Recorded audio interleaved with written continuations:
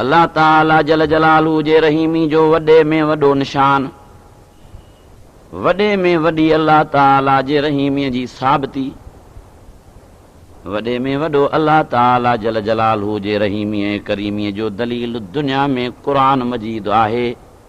जेसि ताईं दुनिया में क़ुरान मजीद रहंदो तेसि ताईं अल्लाह ताला जल जलालू जी दुनिया में रहमत बरसंदी रहंदी। जंहिं सीने में क़ुरान मजीद हूंदो उन सीने वारे इंसान ते अल्लाह जूं रहमतूं बरसंदियूं।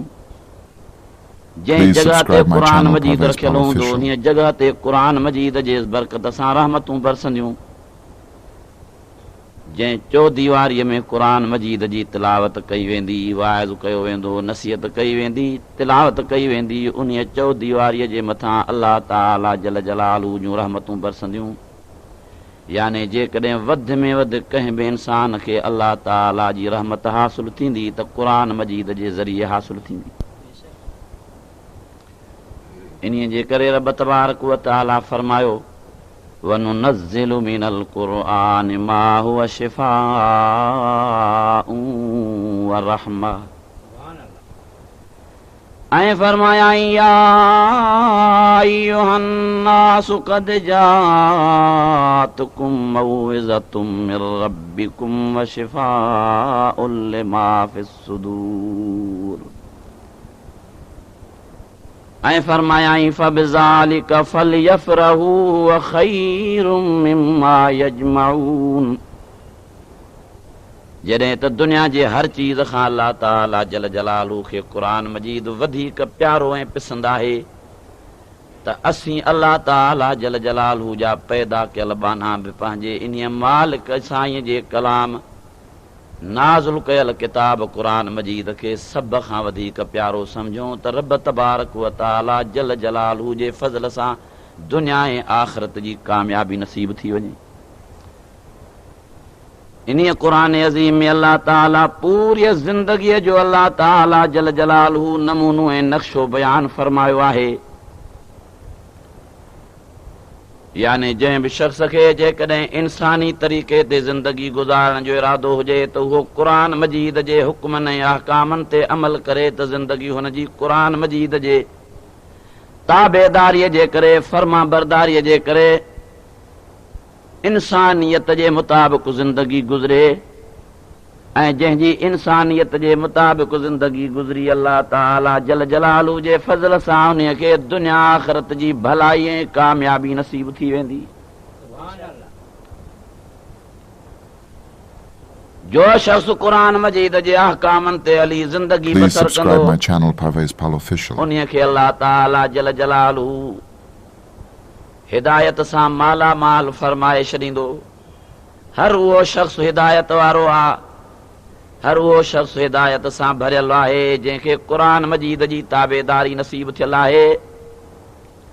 ऐं हर उन शख़्स खे आख़िरत में जहन्नम जे बाहि खां कामयाबी ऐं निजात नसीब थींदी। जंहिंखे क़ुरान मजीद जी ताबेदारी नसीब थियल हूंदी। अहिड़े क़िस्म जे इंसान खे अल्लाह ताला जल जलालू फरमायो उलाइका अला हुदम मिर रब्बिहिम, उलाइका अला हुदम मिर रब्बिहिम व उलाइका हुमुल मुफ़्लिहून।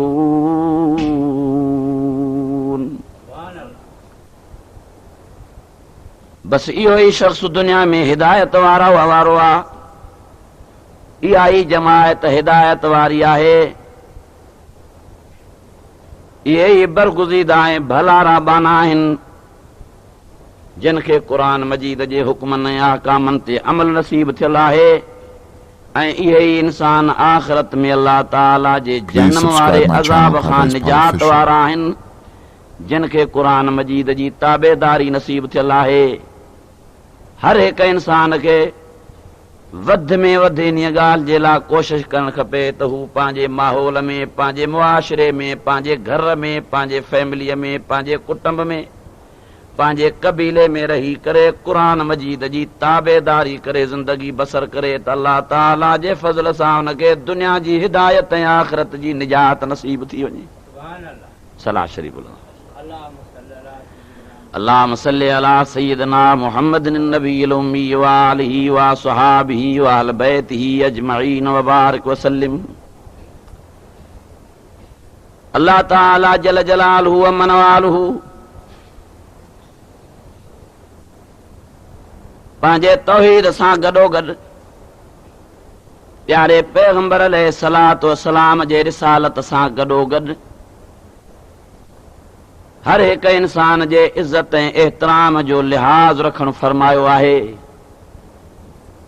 ऐं उहे अहकाम नाज़िल फरमायाई जंहिंमें इंसान जी इज़त महफूज़ रहे। जिन अहकामनि मां हिकिड़ो वॾे में वॾो हुकुम पर्दे जो नाज़िल थियल आहे,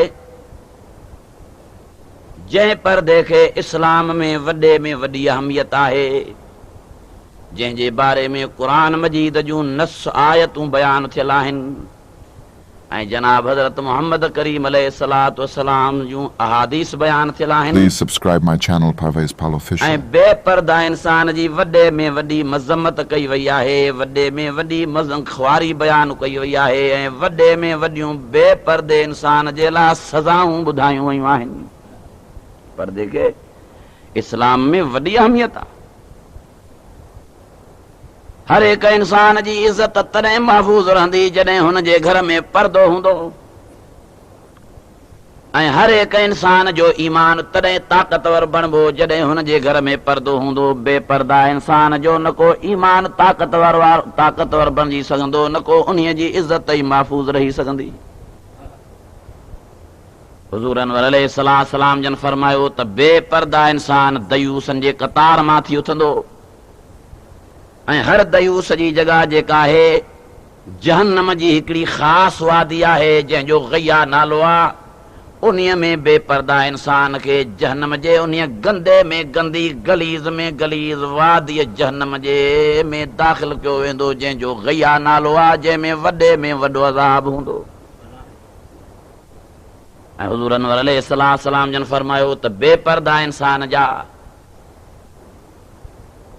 वॾे में वॾा अमाल अल्लाह ताला बेपर्दगीअ जे करे ज़ब्त करे सिंह खे चा मिड़िया मेट करे छॾींदो। को बि बेपर्दे इंसान खे पंहिंजे अमलनि जो सुहिणो नतीजो क़यामत ॾींहुं नज़र न ईंदो। जेकॾहिं कंहिं बि इंसान खे पंहिंजे नेकीअ जे अमलनि जो सुहिणो नतीजो ॾिसणो आहे त उहो पंहिंजे घर में पर्दे खे क़ाइमु करे त अल्लाह ताला हुन जे नंढड़े में नंढड़े नेकीअ जे अमल खे वॾो बणाए क़यामत ॾींहुं वॾे में वॾो अजर नसीब फरमाए जन्नत जो लाइक़ु बणाए छॾेसि। इन्हीअ जे करे फरमायाई कुल अज़वाजिक व बनातिक व निसाइल मुमिनीन। Please subscribe my YouTube channel Parvez Pal Official. फरमायाई कुल अज़वाजिक व बनातिक व निसाइल मुमिनीन युदनीन अलैहिन मिन जलाबीबिहिन्ना। जेकॾहिं ज़मीन जे सतह ते वॾे में वॾियूं पाक दामन औरतूं आहिनि त हुज़ूर अनवर अलैहिस्सलातु वस्सलाम जूं अज़वाज मुतहरात ऐं बीबियूं सगोरियूं आहिनि। अव्वल नंबर जो एहतराम,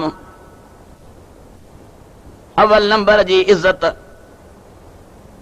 हुज़ूर अनवर अलैहिस्सलातु वस्सलाम जे निकाह वारी निस्बत जे करे साईं जन जे अज़वाज मुतहरात खे नसीब थियल आहे। हाणे जॾहिं त अहिड़े उचे दर्जे वारी बीबिन खे उचे दर्जे वारनि बीबिन खे पर्दे जे लाइ सख़्त तंबीह थियल आहे, जेके पूरी दुनिया जे मुस्लमाननि जूं अमड़ियूं आहिनि, जिन खे क़ुरान मजीद में वालिदा जी हैसियत मिलियल आहे।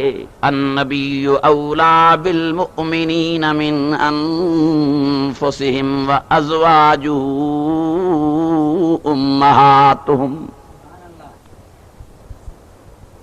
रब तबारक व तआला जल जलालहु फरमायो अन्नबिय्यु माना यो ख़ास नबी यानी हज़रत मोहम्मद करीम अलैहिस्सलाम औला बिल मुमिनीना ज्यादा करीब आहे, ज्यादा वेझो आहे मोमिनन, यानी तमाम ज्यादा प्यारो आहे मोमिनन खे पंहिंजे नफ़्सन खां।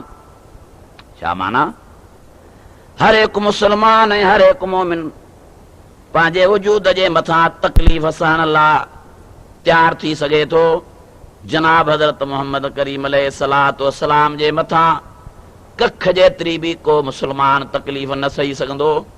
तंहिंजे करे रब साईं फरमायो, अन्नबिय्यु औला बिल मुमिनीन मिन अनफुसिहिम व अज़वाजुहु उम्महातुहुम।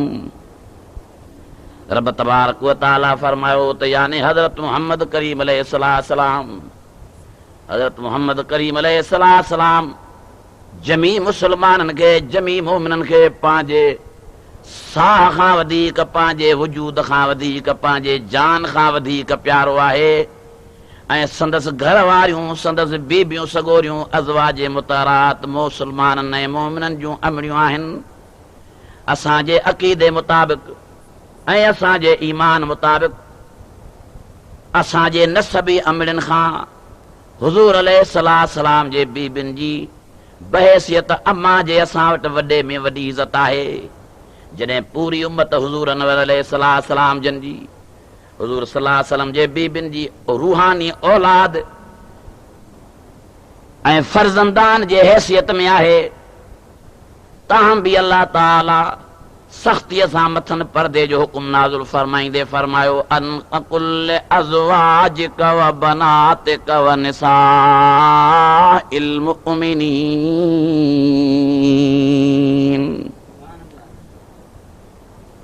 व निसाइल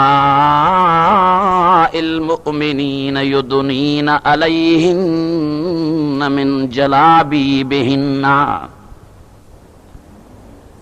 ऐ प्यारा पैगंबर अलैहिस्सलातु वस्सलाम, तव्हां फरमायो पंहिंजे बीबियुनि सगोरनि खे ऐं पंहिंजे न्याणियुनि सगोरनि खे, हुज़ूर अनवर अलैहिस्सलातु वस्सलाम जूं न्याणियूं सगोरियूं बि दर्जे में तमामु आला ऐं बालातर आहिनि। जिन हुज़ूर अनवर अलैहिस्सलाम जे न्याणियुनि मां हिकिड़ी वॾे इज़त ऐं मर्तबे वारी न्याणी अम्मा जन्नत खातून रज़ी अल्लाह ताला अन्हा सैयदतुन निसाए अहल जन्नत जो यानी दर्जो हासिल करे चुकी आहे। अल्लाह ताला जल जलालहू जे फज़ल ऐं करम सां रूए ज़मीन जे ज़ाइफ़ुनि जी हुज़ूर अनवर अलैहिस्सलाम जी पाक दामन न्याणी अम्मा जन्नत खातून रज़ी अल्लाह ताला अन्हा सरदार ऐं अॻवान आहे। जेसि ताईं अम्मा जन्नत खातून जो जन्नत में पैर मुबारक दाख़िल न थींदो, कदम मुबारक दाख़िल न थींदो, तेसि ताईं का बि औरत जन्नत में वञी न सघंदी। अहिड़ी पाक दामन न्याणी हुज़ूर सल्लल्लाहु अलैहि वसल्लम जेके बि सख़्तीअ सां पर्दे जो हुकुम कयो वियो आहे, तॾहिं फरमायाई कुल अज़वाजिक व बनातिक व निसाइल मुमिनीन। ऐं प्यारा पैगंबर अलैहिस्सलाम, अव्हां फरमायो पंहिंजे घर वारनि खे, बीबियुनि सगोरनि खे रिज़वानुल्लाह अलैहिन अजमईन, ऐं अव्हां फरमायो पंहिंजे न्याणियुनि सगोरनि खे, ऐं अव्हां फरमायो जमी मुस्लमाननि ऐं मोमिननि जे घर वारनि खे त पंहिंजे मथां पर्दे खे क़ाइमु कनि, पंहिंजे मथां हिजाब खे क़ाइमु कनि, पंहिंजे मथां कपिड़े खे ओढ़नि, तां त हिननि जी इज़त महफ़ूज़ रहे ऐं हिननि जी बेपर्दगी, हिननि जी सही खे चवां ख़तम थी वञे। छो त हर औरत बेपर्दा जे मथां, जेसि ताईं उहा बेपर्दा औरत बेपर्दे हालत, बेपर्दगीअ जे हालत में हूंदी आहे, अल्लाह ताला जल जलालहू जी मथसि लानत वसंदी आहे, ॾमर किरंदो आहे, ग़ज़ब ऐं नाराज़ पोइ किरंदो आहे। ऐं जा औरत ग़रीब हुजे, हीणी हुजे, कोझड़ी हुजे, बदशकली हुजे, पर हू पर्दे हिजाब में थी रहे, त अल्लाह ताला जल जलालहू जे फज़ल सां उन जे मथां पर्दे जे हुजण जे करे अल्लाह जे रहमत जी बूंद बरसंदी रहंदी आहे। सुभान अल्लाह। दुआ है अल्लाह ताला जमी मुसलमाननि जे औरतुनि खे पर्दो नसीब फरमाए। अल्लाह ताला जल जलालहू पर्दे जे हुक्म खे ख़ास असां इंसाननि ऐं मुसलमाननि जे इज़त महफ़ूज़ रखण जे लाइ इन हुकुम खे नाज़िल करण फरमायो आहे जंहिंखे अॻ में हुज़ूर अलैहिस्सलाम जे घर मुबारक ते जारी फरमायाई। रब तबारक व तआला फरमायो 22 पारे जे हिननि आयतुनि सगोरनि में हुज़ूर अनवर अलैहिस्सलाम जे बीबिन सगोरनि खे फरमायाई अल्लाह ताला जल जलालहू या अय्या निसा अन्नबी या निसा अन्नबी लस्तुन्न का अहदिम मिनन निसाई लस्तुन्न का अहदिम मिनन निसाई इन इत्तक़ैतुन्न फला तख़ज़अन बिल क़ौलि फयत्मा अल्लज़ी फी क़ल्बिही मरज़ुन वक़ुल्न क़ौलन मअरूफ़ा वक़र्न फी बुयूतिकुन्ना वला तबर्रजन तबर्रुजल जाहिलियतिल ऊला व अक़िमिनस सलात व आतीनज़ ज़कात व अतीनल्लाह व रसूलह इन्नमा युरीदुल्लाहु लियुज़हिबा अन्कुमुर रिज्स अहलल बैत व युतहिरकुम तत्हीरा। रब तबारक व तआला फरमायो त मुंहिंजे प्यारे पैगंबर जूं बीबियूं रिज़वानुल्लाह अलैहिन अजमईन लस्तुन्न का अहदिम मिनन निसा अवी कंहिं बि दुनिया जे औरतुनि मां हिकिड़ी औरत जहिड़ियूं न हो। अॻे ज़माने जे औरतुनि खां जो दर्जो मथे, पोएं ज़माने जे औरतुनि खां जो दर्जो मथे, मौजूदा वक़्त जे औरतुनि खां जो दर्जो इज़त मथे। छो त अव्हांखे अहिड़ो शोहर, अहिड़ो घर वारो, अहिड़ो मुड़ुस नसीब थियो आहे जो दुनिया में अहिड़ो कंहिं बि औरत खे मुड़ुस ऐं घर वारो नसीब न थियो आहे। छो त सारी काइनात में हज़रत मुहम्मद करीम अलैहिस्सलाम जे मट शानी कोई कोन्हे को।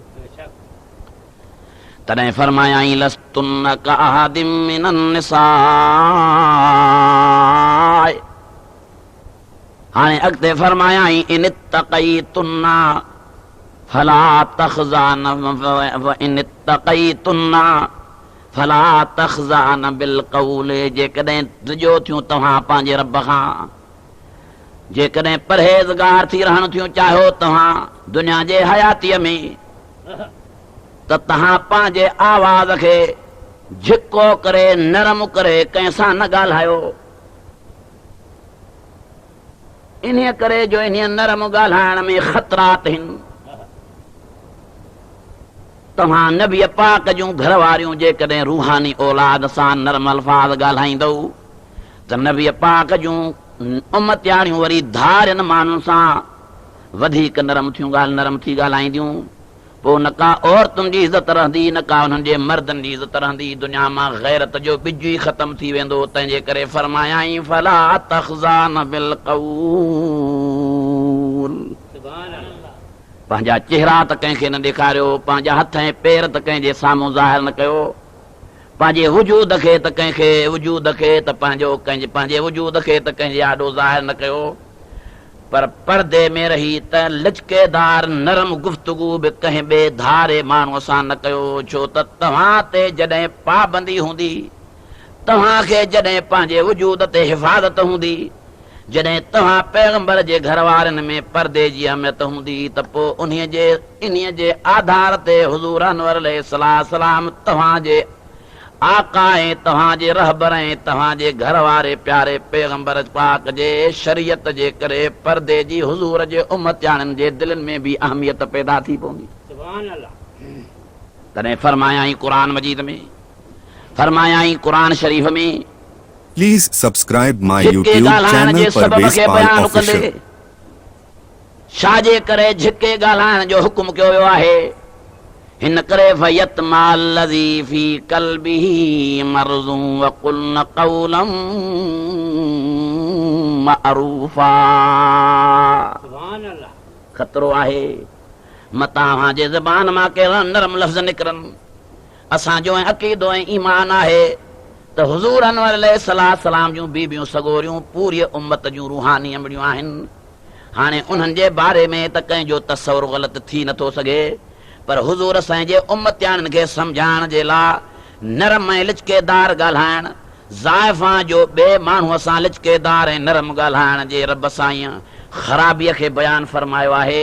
फयतमा अलज़ी ख़तरो आहे जो पोइ तमाउ पैदा थिए उन माण्हूअ जे क़ल्ब में, जंहिंजे क़ल्ब में का बीमारी हुजे, का नियत बुछड़ी हुजे। इन्हीअ जे करे न को नरम कंहिंसां ॻाल्हायो, न को उन जे दिलि में का बीमारी थिए, तव्हांजी बि इज़त ऐं ईमान ऐं पर्दो महफ़ूज़ रहे ऐं ॿिए मर्द जो बि अलाह जे फज़ल सां ईमान ऐं इज़त बरक़रार रहिजी वञे। नारे तकबीर। तरफ़ैन जो फ़ाइदो यानी मर्द ऐं औरत जो फ़ाइदो इन्हीअ में आहे त उहे पाण में धारिया जेकॾहिं हुजनि, पंहिंजे औलाद खां सवाइ या पंहिंजे अबे ऐं अधे खां सवाइ जेके बाक़ी जेके साईं खे चवां इंसान आहिनि, जंहिंखे साईं खे चवां ग़ैर मुहरम सॾियो वेंदो आहे, उन्हनि सां लिचकेदार ऐं नरम ॻाल्हाइण जी बि रब सां इजाज़त न ॾिनी आहे, जो उन नरम ॻाल्हाइण में बि वॾे में वॾी ख़राबीअ जो इम्कान आहे। अलाह ताला अहिड़ा क़ुरान शरीफ़ में हुकुम नाज़िल कया आहिनि जिन हुकुमनि ते अमल करण सां पूरी दुनिया जे मुआशरे जा इंसान वॾे में वॾी ख़राबीअ ज़िना जहिड़ीअ खां, वॾे में वॾी ख़राबीअ बेपर्दगीअ जहिड़ीअ खां, वॾे में वॾी ख़राबीअ बेहयाईअ जहिड़ीअ खां क़ुरान जे हुकुमनि ते अमल करण जे करे मर्द ऐं औरतूं बची जन्नत जा लाइक़ बणिजी सघनि था। ऐं अॻिते फरमायाई वक़रन फी बुयूतिकुन्ना, फरमायाई वक़ुल्न क़ौलन मअरूफा, जेकॾहिं कंहिंसां ॻाल्हाइणो आहे त शरीयत जे हुदूद जे अंदरि ॻाल्हायो, जीअं नाजाइज़गी न थिए, जीअं ग़लति कमु न थी वञे। जीअं साईं खे चवां को धारियो मर्द तव्हांजो आवाज़ न ॿुधे, जिस्म जो ज़ाहिर करणु त वॾी ॻाल्हि आहे, आवाज़ सां सेरा चवणु त वॾी बुछड़ी ॻाल्हि आहे। औरत जो पेर में शेर ॿधी नचणु, मर्दनि जे महफ़िल में पेश थी करे गाना ॻाइणु साज़नि जे मथां, इहा त वॾी गंदी चीज़ आहे। पर क़ुरान मजीद जहिड़े मुक़दस किताब खे, जेको अल्लाह ताला जल जलालू जो पाक कलाम आहे, उन्हीअ खे बि हुज़ूर अनवर अलैहिस्सलाम जे फरमान मुताबिक़ वॾे आवाज़ सां ज़ाइफ़ां खे, औरत खे, पाक दामन औरत खे वॾे आवाज़ सां पढ़णु जाइज़ कोन्हे को।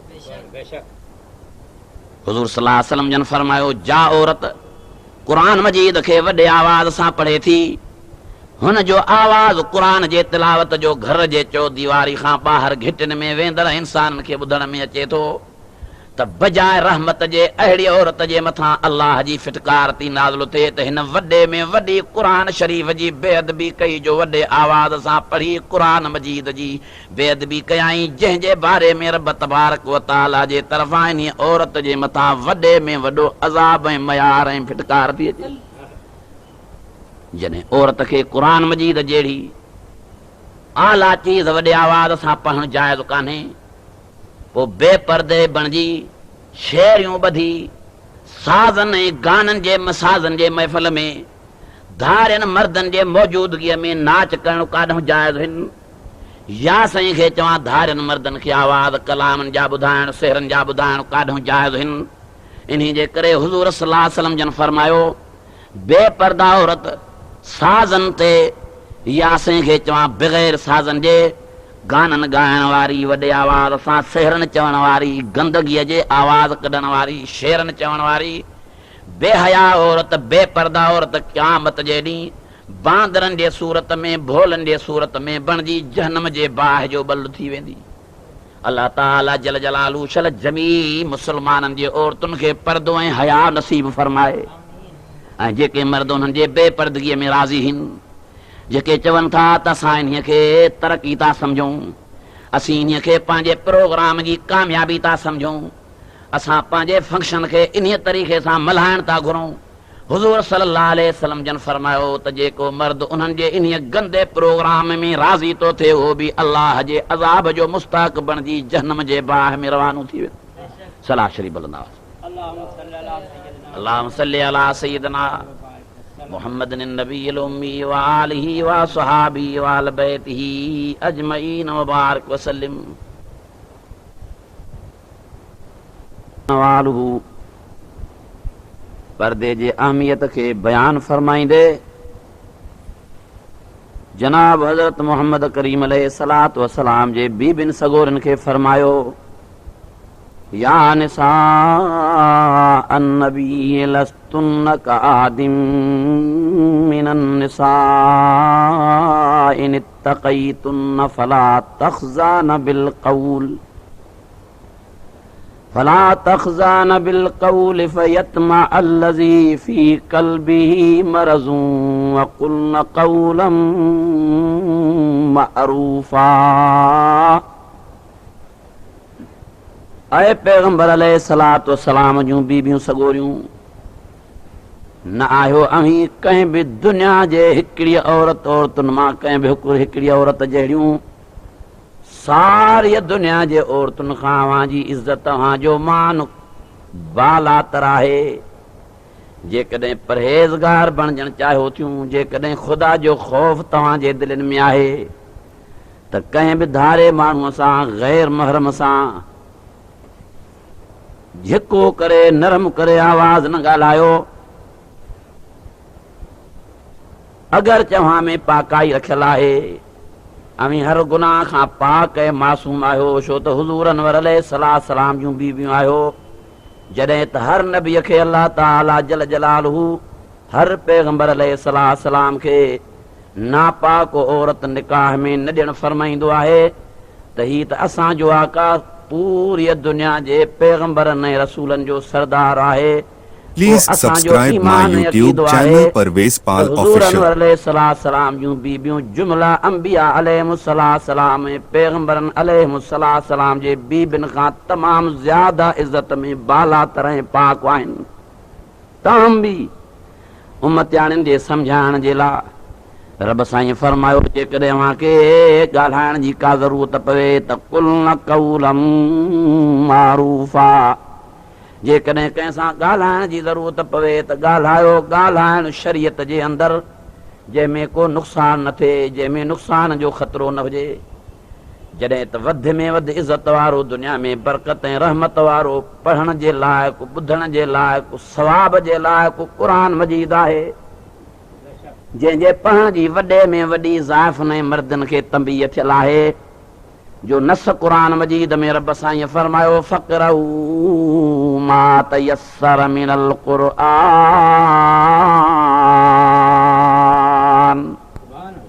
हर मर्द खे हर औरत खे मोमिनियाणीअ खे रब हुकुम फरमायो त जेतिरो आसान थी सघे उन मुंहिंजे क़ुरान खे पढ़ंदा रहो जहिड़ो वक़्तु तव्हांखे फारिग नज़र अचे फुज़ूल वक़्तु न विञायो तमाशे में न विञायो गिला गीबत में ज़ियान न कयो सेहरे ऐं राग में न विञायो फ़क़रऊ मा तयस्सर मिनल क़ुरआन क़ुरान मजीद मां जेतिरो आसान थी सघे पढ़ो ताहम भी हुजूर अलैहिस्सलाम पढ़ा फरमायो त सवाब ज़रूर मिलंदो क़ुरान मजीद जे पढ़ंदड़नि खे पर ज़ाइफ़ुनि खे खपे मोमिनियाणियुनि खे त आस्ते झिके आवाज़ सां क़ुरान मजीद पढ़नि पर आस्ते करे आवाज़ पढ़नि जीअं घर खां ॿाहिरि आवाज़ न वञे जॾहिं क़ुरान मजीद जे तिलावत जो आवाज़ ॾाढा करणु ज़ाइफ़ां खे जाइज़ कोन्हे त सेहरे जो या राग जो या झेड़े जो या गिला जो या कचहरीअ जो आवाज़ ज़ाइफ़ां खे बुलंद करणु जाइज़ कीअं थींदो बिल्कुलु हराम ऐं नाजाइज़ ऐं अल्लाह ताला वधीक तंबीह फरमाईंदे फरमायो वक़रन फी बुयूतिकुन्ना पंहिंजे घरनि में महफ़ूज़ थी वेही रहो आवारा रुलण और तुंहिंजे शान वटां नाहे अफ़सोस आहे असांखे नी मुस्लमान जे औरतुनि जे मथां जंहिंजूं ज़ालूं ऐं जंहिंजूं न्याणियूं ऐं जंहिंजूं भेनरियूं आवारा घिटियुनि में बिना परदे रुलंदियूं थियूं अथनि विहांवनि शादियुनि ते सुज़ुकियुनि में दाख़िलनि में सुवारियुनि में धारनि माण्हुनि जे मजमा खे ॾिसी वॾे आवाज़ सां झुमरियूं थियूं खेॾनि ऐं सेहरातियूं वेठियूं चवनि इन्हनि बेहूदा औरतुनि जो अलाए केॾो न बदतरीन हशर थींदो हुजूर अलैहिस्सलाम फरमायो त अहिड़ियूं बेपर्दा ऐं बेहूदा औरतूं क़यामत जे ॾींहुं मुंहिंजे अम्मा मुंहिंजे न्याणीअ जन्नत ख़ातून फातिमत ज़हरा रज़ी अल्लाह ताला अन्हा जे जमायत सां उथी जन्नत में रवानियूं न थींदियूं। याने अहिड़नि ज़ाइफ़ुनि खे हुज़ूर साईं जे पाक ध्यान दामन न्याणीअ सां गॾु उथण जी इजाज़त ई नसीब न थींदी, जेके बेहया ऐं बेपर्दा ज़िंदगी गुज़ारनि थियूं। जॾहिं त हुज़ूर सल्लल्लाहु अलैहि वसल्लम जी न्याणी एॾी परदेदार आहे, जॾहिं त हुज़ूर सल्लल्लाहु अलैहि वसल्लम जूं बीबियूं एॾियूं परदेदार आहिनि जंहिंजी का हद हिसाब न आहे। हुज़ूर सल्लल्लाहु अलैहि वसल्लम जे न्याणीअ जे पर्दे जी हद बयान करण खां मथे आहे। दुनियावी ज़िंदगीअ में त अम्मा सां वॾी महफ़ूज़ रही पर्दे जे लिहाज़ सां, पर दुनिया मां रुख़्सत थियण जे वक़्तु पंहिंजे पुटड़े हसन साईं रज़ी अल्लाह ताला अन्हु खे, पंहिंजे पुटड़े फर्ज़ंद हज़रत हुसैन साईं रज़ी अल्लाह ताला अन्हु खे, पंहिंजे भातीअ घर वारे हज़रत अली रज़ी अल्लाह ताला अन्हु खे सॾु कराए ख़ासि वसियत फरमायाई त जॾहिं मुंहिंजी दुनिया मां रुख़्सत थिए त आंधारीअ जे टाइम ते मुंहिंजो जनाज़ो घरां कढिजो, मतां को धारियो मर्द जनाज़े खे मुंहिंजे खे ॾिसी ऐं चवे त प्यारे पैगंबर पाक जे फलाणीअ न्याणीअ जो कदु हेतिरो डिघो एतिरा फुट थी सघे थो, जेकॾहिं कंहिं बि धारे मर्द मूंखे ॾिसी वरितो मरी वञण खां पोइ बि त मां पंहिंजे अबे हज़रत मोहम्मद करीम अलैहिस्सलाम जे आॾो क़यामत ॾींहुं कंधु खणी बीहण जहिड़ी न थींदमि। फरमायाई आंधारी राति में खणो, जीअं को बि धारियो मर्द मोए खां बाद बि दुनिया में रुख़्सत थी वञण खां बाद बि मां फातिमत रज़ी अल्लाह ताला अन्हु जे वजूद मुबारक खे ॾिसी न सघे, जॾहिं त सारी दुनिया जे मुस्लिमा औरतुनि जी अॻवान जन्नत में वञण वारी एॾी परदेदार आहे त हर उहा औरत अहिड़ी परदेदार औरत सां क़यामत ॾींहुं हलंदी जन्नत ॾांहुं, जंहिंखे बाक़ाइदे पाबंदीअ सां परदो नसीब थियल हूंदो। हाणे अवीं बि सभई चओ त बेपर्दा औरतूं, आवारा रुलण वारियूं ज़ाइफ़ूं, बिना बुरकनि जे घिटिन में बाज़ारनि में चौकनि में दुकाननि ते भिटकण वारियूं औरतूं बांदरनि ऐं भोलनि जे सूरत में हुज़ूर सल्लल्लाहु अलैहि वसल्लम जे फरमान मुताबिक़ बणिजी जन्नत ख़ातून खां अलॻि थलॻि थी जुदा थी जहन्नम जे बाहि जो बल्लु बणिजी वेंदियूं। जेकॾहिं हुज़ूर सल्लल्लाहु अलैहि वसल्लम जे उम्मतियान खे जहन्नम खां बचणो आहे त पर्दो क़ाइमु कनि। अॼु जेके औरतूं पंहिंजे मुंहं खे खुलियल थियूं रखनि, जेके पंहिंजे आवाज़ खे दुनिया में खुलियल थियूं रखनि, क़यामत जे ॾींहुं अल्लाह ताला सज़ा तौरु उन्हनि जूं ज़बानूं बंदि कराए छॾींदो ॻाल्हाइण जे करे, ॻाल्हाइण खां, ऐं वरी जिस्म खे नंगो बणाए छॾींदो त सारी दुनिया जा माण्हू भले हिन खे नंगी हालत में ॾिसनि जो हिन खे पर्दो पसंदि न हो, पर्दे जे हुक्म जे बावजूद हिन बेपर्दगी कई। अॼु उन्हीअ खे इहा सज़ा आहे त इंच बराबर बि इन औरत जे लिंगन ते लटे जी लीर नसीब न हूंदी, नंगी बणिजी जहन्नम जे बाहि में रवानी थी वेंदी। करन फी बुयूतिकुन्ना, पंहिंजे घरनि में महफूज़ थी वेही रहो सवाइ कंहिं शरई ज़रूरत जे।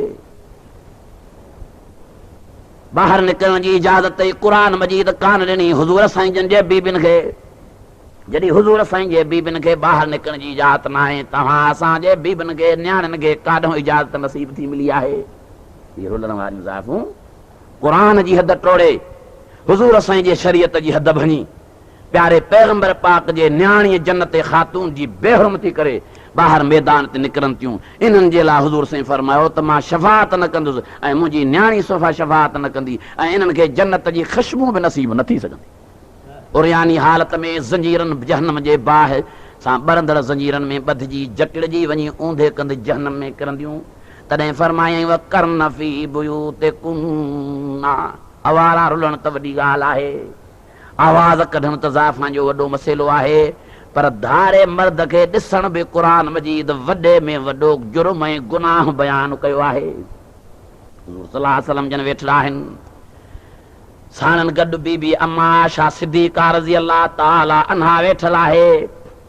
वेठड़ी आहे प्यारी बीबी साईं जन सां वेठड़ी आहे संदन हुजरे में कोठड़ीअ में गॾु। सहाबी सगोरो हज़रत इब्ने उम्मे मक्तूम रज़ी अल्लाह ताला अन्हो दरवाज़े ते आयो आहे। दरवाज़ो खटखटायईं, दरवाज़ो खड़कायईं, आवाज़ ॾिनाईं, क़िबला साईं मां काल्ह वारो क़ुरान मजीद जो सबक़ पक्को करे दुरुस्त करे हाणे हाज़िर थियो आहियां। दरवाज़ो खोलियो त मां सबक़ उहो ॿुधाए वरी ॿियो क़ुरान जो सबक़ हासिल करियां।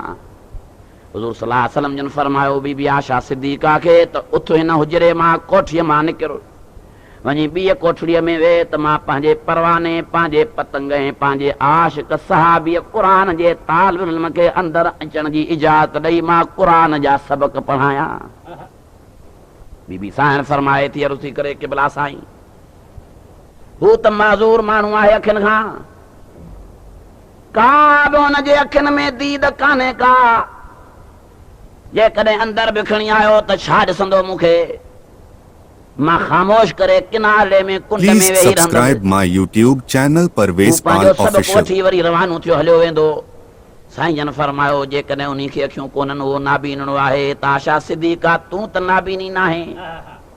जहिड़ीअ तरह मर्दनि खे धारियूं औरतूं ॾिसण हराम आहिनि अहिड़ीअ तरह मोमिनियाणनि औरतुनि खे धारिया मर्द ॾिसण हराम आहिनि। जो रब फरमायो कुल्लिल मुमिनात यग़ज़ुज़न मिन अबसारिहिन फरमाया पंहिंजे कुल्लिल मुमिनात ऐं पैगंबर जमी मोमिनाणनि खे फरमा ऐं पैगंबर अरबी अलैहिस्सलाम जमी मोमिननि खे मोमिनाणनि खे फरमा त अखियूं पंहिंजूं बंदि करनि धारिया मर्द न ॾिसनि जन औरतुनि धारिया मर्द पंहिंजी अखियुनि सां ॾिठा धारियनि मर्दनि जे ॾिसण खां गुरेज़ न कयो क़यामत जे ॾींहुं उन्हनि जूं अखियूं कढाए अंधो बणाए नाबीनो करे अल्लाह ताला जल जलालू उन्हीअ खे कतार करे बेपर्दा औरतुनि खे जहन्नम जे तरफ़ रवानो करे छॾींदो जंहिंजे मथां ज़रे जो बि रब खे रहम न ईंदो। क़ुरान शरीफ़ जे हद खे टोड़ण वारियूं औरतूं दुनिया ऐं आख़िरत में ज़लील ऐं ख़्वार बणिजी वेंदियूं।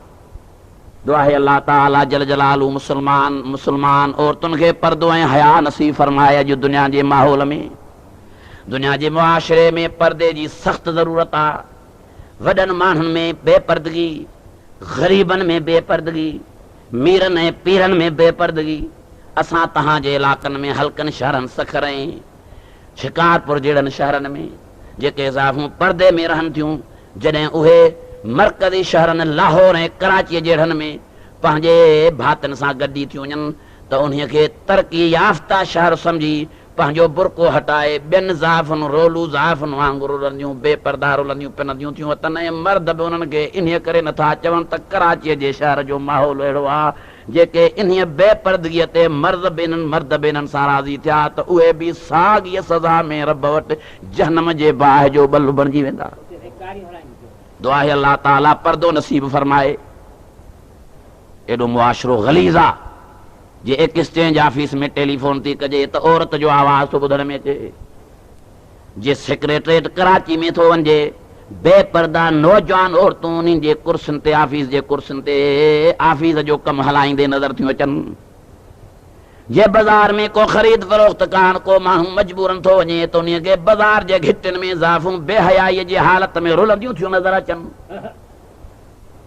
इंतिहा दर्जे जे गज़ब खे दावत ॾिनी थी वञे। ही त अल्लाह ताला जी बुर्दबारी आहे ही त अल्लाह ताला जी रहीमी आहे हीअ त रब जी करीमी आहे जो टारियूं पियो थो टारे नटायूं पियो थो नटाए न त औरतुनि जे बेपर्दगीअ जी हद एॾी त तमामु मथे चढ़ी वई आहे जो गज़ब जे लाइ माहौल साज़गार थी वियो आहे। दुआ आहे अल्लाह ताला शल पंहिंजे गज़ब खां बचाए ग़ैरतमंद मुसलमाननि जे घरनि में ग़ैरतमंद औरतुनि खे अल्लाह ताला कलमे क़ुरान जे बरकत सां शल पर्दो नसीब फरमाए। ऐं पर्देदार औरतुनि जी वॾी तारीफ़ थियल आहे। हज़रत शुएब अलैहिस्सलाम जूं ॿ नौजवान न्याणियूं धीअरूं आहिनि नौजवान जॾहिं हज़रत मूसा अलैहिस्सलाम पाणी ढोरनि ऐं जानवरनि खे पीआरे छोकिरनि खे रवानो थो फरमाए छोकिरनि वञी पंहिंजे बाबे साईं खे अर्ज़ु कयो। छोकिरियूं बीठियूं खूह ते असांजे पुराणे ज़माने में असांजे मुल्कनि में हे बोरिंगियूं न हूंदियूं पावर न हूंदा हुआ मोटर न हूंदा हुआ वॾा खूह हूंदा हुआ मुल्कनि में उन्हनि मां पाणी हासिल कयो वेंदो हो। जानवरनि जे लाइ हौज़ ठहियल हूंदा हुआ माण्हू पाणी हौज़ में भरे जानवरनि खे पीआरींदा हुआ। हज़रत मूसा अलैहिस्सलाम पंहिंजे सफ़र जे दौरान में हिकिड़े खूह जे मथां आयो ॾिठाई त ज़ाइफ़ मर्दनि जो वॾो मजमा धनार वॾे तइदाद में बीठा आहिनि उन्हनि जूं मेहूं ऐं गऊं वॾे मजमा सां बीठल नज़र आयूं। ॿ हिकिड़ियूं नौजवान न्याणियूं वीचारियूं किनारे में हया जे हालत में मर्दनि खां दूर दराज बीठल नज़र आयूं। हज़रत मूसा अलैहिस्सलाम जे तबियत में रहम आयो, झुबो आयो। पासरो वठी हया ऐं अदब सां न्याणियुनि खां पुछाई, मा ख़तबुकुमा, छा हवालो आहे तव्हांजो? हर हिकु पंहिंजे जानवरनि सां पाण मर्द बीठो आहे, तव्हां हिन जानवरनि सां ज़ाइफ़ूं थियूं नज़र अचो, छा सबबु आहे? उहे छोकिरियूं वीचारियूं हया जूं मारियल वॾे हया ऐं अदब सां जवाब थियूं ॾियनि त असांजो अबो तमामु ज़ईफ़ ऐं पोढ़ो आहे, हू अल्लाह जो पैगंबर ऐं रसूल ऐं नबी आहे। तौहीद जे आवाज़ खे बुलंद कयो अथई, उन्हीअ जे करे सॼे शहर जा माण्हू उन्हीअ खां तौहीद बयान करण जे करे नाराज़ थी विया आहिनि। तंहिंजी माना तौहीद एॾो अणाओ मसइलो आहे जो तौहीद जे बयान करण जे करे क़रीबी रिश्तेदार, सौट ऐं मारोट, अबे जहिड़ा माइट, औलाद जहिड़ा रिश्तेदार, ज़ालुनि जहिड़ा रिश्तेदार, ॾाॾे ऐं नाने जहिड़ा रिश्तेदार बि रब जे तौहीद जे करे नाराज़ थी सघनि था। पर तौहीद अहिड़ी प्यारी चीज़ आहे जो हर हिकु मुवहिद हर रिश्तेदार खे नाराज़ करण लाइ तयारु थी सघे थो। Please ख़ुदा जे subscribe तौहीद my खे छॾण YouTube लाइ तयारु channel न थी सघे Parvez थो। Pal Official. दुआ आहे अल्लाह ताला समूरनि खे मुवहिद बणाए, तौहीद नसीब फरमाए। छोकिरियूं थियूं फरमाइनि असांजे अबे खे रब तौहीद अता फरमाई आहे, हू पैगंबर ऐं रसूल आहे। नबूअत जे अंदाज़ में वाइद कयो अथई, रिश्तेदार ऐं मिट माइट रिश्ते कावड़जी चुका आहिनि, तंहिंजे करे जानवर बि चारण लाइ तयारु न आहिनि। असीं न्याणियूं उन्हीअ जा जानवर चारे रहियूं आहियूं। सुबुह जो चारे, शाम जो खीर वञी बाबे साईं खे पीआरींदियूं आहियूं। पोहड़ो आज उहो जानवरनि जे चारण जी ताक़त नथो रखे। मां ख़तबुकुमा, इन जवाब में ही न्याणियुनि जवाब ॾिनो। हज़रत मूसा अलैहिस्सलाम खे झुबो ऐं रहम आयो। पाणी कढी समूरनि धनारनि खां अॻु में न्याणियुनि जे जानवरनि खे पीआरियाई। छोकिरियूं सवेर जानवर काहे वियूं। बाबे साईं हज़रत शोएब अलैहिस्सलाम हुननि खां पुछा फरमाई, भला छा ॻाल्हि आहे? रोज़ानो रोज़ शाम जो देर ईंदियूं हूं, अॼु सवेर तव्हांजी आमद थी आहे। जंहिंसे हिकिड़ो वॾो हयादार नेकोकार सालियो बानू वॾे हयाव सां असां खां हाल हवाल वठण आयो। उन्हीअ असांजो हवाल ॿुधी असां ते रहम करे झुबो करे सवेर असांखे पाणी पीआराए ॾिनो आहे, तॾहिं असीं सवेर अची हाज़ुर थिया आहियूं। हाणे उहे न्याणियूं थियूं चवनि, अबा अहिड़े हयादार मुसाफ़िर खे महिरबानी करे इन महिनत जो को अजूरो अता फरमाए। जो वॾो हयादार अणॾिठल माण्हू एॾो असां सां भलाई कई अथई, तव्हां बि कुझु न कुझु हुनखे एवज़ो ॾियो त हुनजी दिलि ख़ुशि थी वञे। मन मुसाफ़िर का दुआ करे। बाबे शोएब अलैहिस्सलाम न्याणियुनि मां फरमायो, हिकिड़ीअ न्याणीअ खे तूं भला वञी वठी अचेसि त मां हुन खां पुछां गछां हुनखे एवज़ो ऐं मज़ूरी ॾियां। हाणे रब साईं उन न्याणीअ जे हयाव खे हिन क़ुरान भलारे में, क़ुरान मजीद भलारे में बयान थो फरमाए। फरमायाई फजाअत इहदाहुमा तमशी अला इस्तिहयाय। ॿिन्ही भेनरुनि मां हिकिड़ी आई हज़रत मूसा अलैहिस्सलाम खे सॾण, पर एॾे हयाव सां पई अचे जो रब फरमायो, मां अल्लाह उन जो हया ॾिसी रहियो हुउमि। मिसाली हया हो जो रब हुकुम कयो सतन आसमाननि जे मलाकनि खे त हिन मुंहिंजे ॿानड़ीअ जो हया ॾिसो। पेरनि खां वठी चोटीअ ताईं हिकिड़ो बि ज़रो जिस्म जो हिन जो ज़ाहिर कोन्हे। ऐं हज़रत मूसा अलैहिस्सलाम सां केॾो हयाव सां पेश थी अचे। तंहिंजी माना इज़त औरत जे लाइ अव्वल मसइलो हयाव जो आहे। हर उहा औरत इज़त वारी आहे जंहिंखे रब हया नसीब फरमाए। हुज़ूर साईं फरमायो, अल हया शोबतु मिनल ईमान, हया ईमान जो हिसो आहे। हुज़ूर साईं फरमाइनि था, जंहिंमें हया आहे त ईमान बि आहे। पाण फरमायूं बि हदीस पाक में, अल हया वल ईमान मुतसिलान, हया ऐं ईमान गॾियल आहिनि। जंहिंमें हया हूंदो त ईमान बि हूंदो, जंहिंमें हया नाहे त ईमान बि नाहे। पाण फरमायूं, जंहिंखां हया हलियो वञे उहा जहिड़ा कम वञी करे त भल करे, न मुंहिंजी उहा उम्मतियाणी आहे, न मां उन जो नबी आहे। बेहया औरत खे पैगंबर करीम जे उम्मत मां क़यामत ॾींहुं उथणु नसीब न थींदो। अल्लाह ताला समूरनि खे हया नसीब फरमाए। बीबी मरियम खे केॾो हया हुआ, अफ़सोस सां चवणो थो पवे।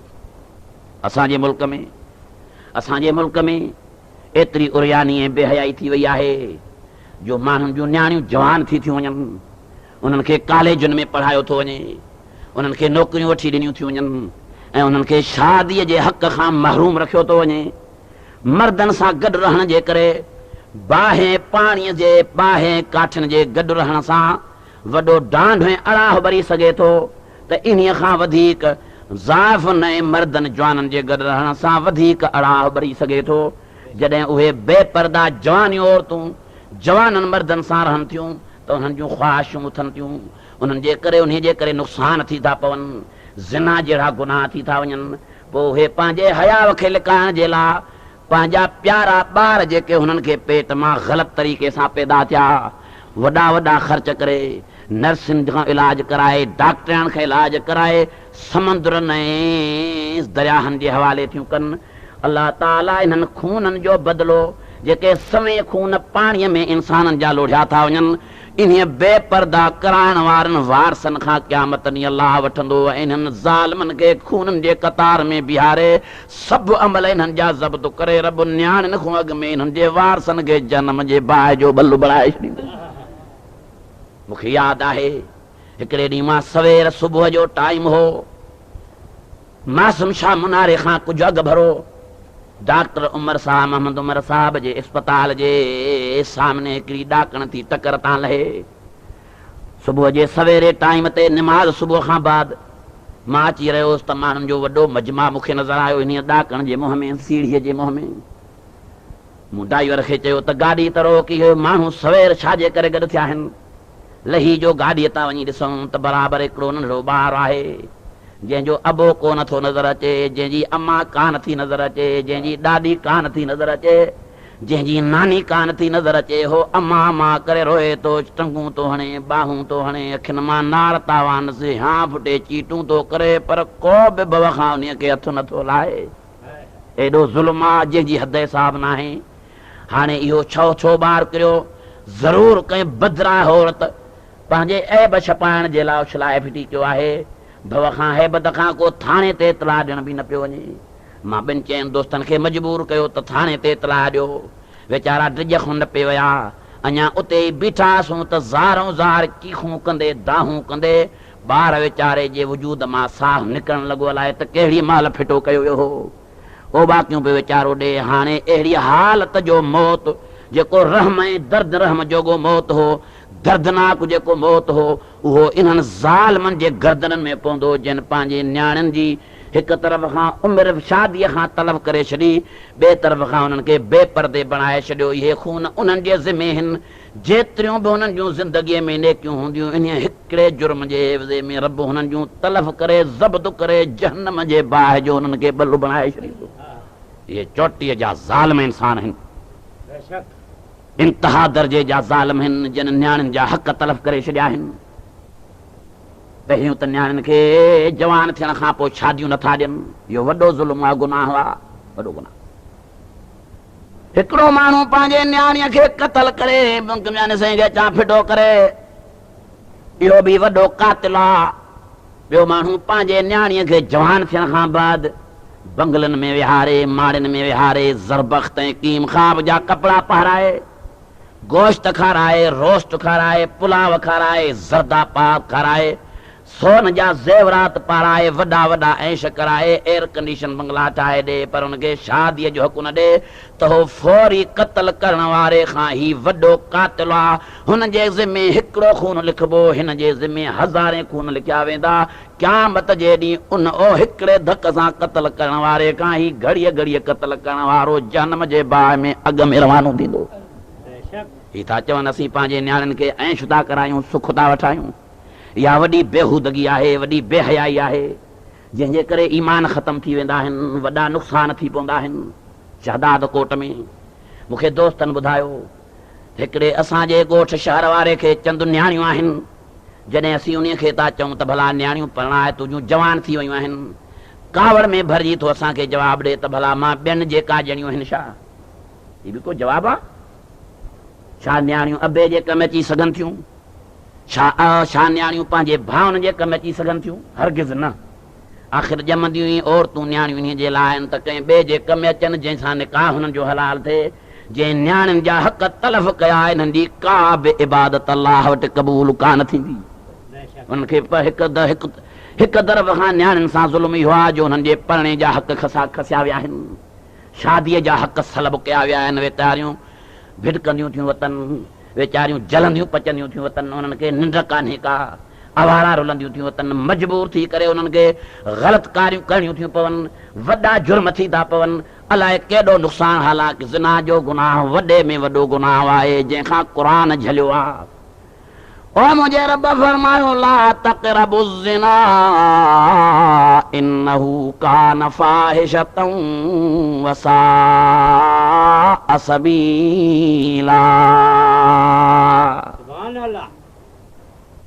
रब फरमायो इन गंदे कम जे वेझा ई न वञो, इहो वॾे में वॾो गुनाह अथव। सिर्फ़ रस्ते इन सां वेंदो तॾहिं बि अलाह जे पकड़ खां बची न सघंदो, ईमान उॾामी हलियो वेंदो। ॿिए जगह ते रब तबारक व तआला फरमायो क़द अफ़लहल मुमिनून अल्लज़ीन हुम फ़ी सलातिहिम ख़ाशिऊन वल्लज़ीन हुम अनिल लग़्व मुरिज़ून वल्लज़ीन हुम लिज़्ज़काति फ़ाइलून वल्लज़ीन हुम लिफ़ुरूजिहिम हाफ़िज़ून। फरमाया वल्लज़ीन हुम लिफ़ुरूजिहिम हाफ़िज़ून इल्ला अला अज़वाजिहिम औ मा मलकत अयमानुहुम फ़इन्नहुम गैरु मलूमीन। रब साईं फरमायो पंहिंजे घर वारनि खां सवा कंहिं ॾे बि न निहारियो, भई जहान बर्बाद थी वेंदव। ऐं ज़ाइफ़ुनि खे हुकुम आहे त पंहिंजे घर मुड़ुसनि खां सवा कंहिं ॾे बि न निहारियो, मतां क़यामत ॾे जी इंसानी सूरत ई नसीब न थिएव। महफ़ूज़ रहणो आहे। हिकिड़े तरफ़ खां इहो वॾो गुनाह थो थिए जो हुननि जा पढ़णे जा हक़ सलब कया था वञनि, ॿिए तरफ़ खां हुननि खे परदो नथो सेखारियो वञे। भोलनि वांगुरु, बांदरनि वांगुरु, आम जानवरनि वांगुरु ज़ाइफ़ूं रुलंदियूं थियूं नज़र अचनि। केॾो हयाव आहे नबी सल्लल्लाहु अलैहि वसल्लम जे बीबियुनि सगोरनि खे, केॾो हयाव आहे नबी सरदार सल्लल्लाहु अलैहि वसल्लम जे न्याणियुनि सगोरनि खे, केॾो हयाव आहे हुज़ूर अलैहिस्सलाम जे सहाबनि सगोरनि खे। रब तबारक व तआला हया ॾिसी नबीअ जे बीबियुनि जो हीअ आयत नाज़िल फरमाई, कहिड़ी? ओ मुंहिंजे पैगंबर जूं न्याणियूं, ओ मुंहिंजे पैगंबर करीम जूं बीबियूं, मूंखे तव्हांजो हया ॾाढो पसंदि अची वियो। हाणे इन्नमा युरीदुल्लाहु लियुज़हिब अन्कुमुर रिजस अहलल बैत। फरमाया इन्नमा युरीदुल्लाहु लियुज़हिब अन्कुमुर रिजस अहलल बैत व युतहिरकुम तत्हीरा। मां रब इरादो करे चुको आहियां, इरादो थो करे अल्लाह ताला हिन ॻाल्हि जो दफ़े करे तव्हां खां हर पलीतीअ खे, जेके हुज़ूर साईं जा अहल बैत आहियो, ऐं पाक करे तव्हांखे पाक करण जो तव्हांजे वजूद में पाकाईअ जी तलब आहे। रब पर्दे हयाव खे ॾिसी हुज़ूर जे अहल बैत जे पाकाईअ जो क़ुरान में फ़ैसिलो ज़ाहिर करणु फरमायो आहे। दुआ आहे अल्लाह ताला असांजे घरनि में बि हयाव ऐं पर्दो क़ाइमु फरमाए। बीबी मरियम खे केॾो पर्दो आहे, बीबी मरियम साइण खे केॾो हयाव आहे, हज़रत मूसा अलैहिस्सलाम जे अम्मा खे केॾो हयाव आहे। दुआ आहे अल्लाह ताला असांजे माहौल में अहिड़ो साईं खे चवां मोकिलियो, असांखे नसीब फरमाए। मर्दनि में बि हयाव अचे, ज़ाइफ़ुनि में बि हयाव अचे। असुल मसइलो हीअ आहे, जेके मर्दनि खे इख़्तियारात ॾिना विया आहिनि, जेका मर्दनि खे कुवत सौंपी वई आहे, हू उन्हीअ जे इस्तेमाल करण खां कासिर नथा करे सघनि। उन्हीअ जे करे बेहयाई बि थी ज़ाइफ़ुनि में थिए त बेपर्दगी बि थी थिए। रब साईं फरमायो अर्रिजालु क़व्वामून अलन निसा। सुभान अल्लाह। हां भाई, रब साईं फरमायो अर्रिजालु क़व्वामून Alan Nisa.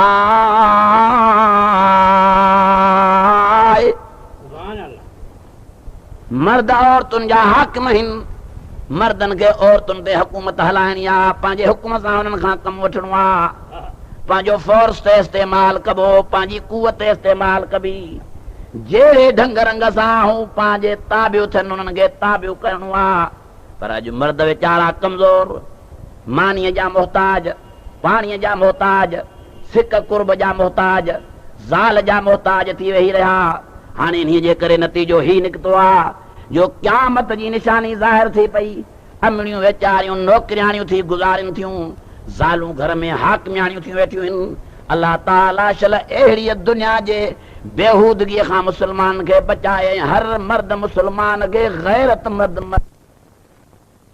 Please subscribe my channel Parvez Pal Official.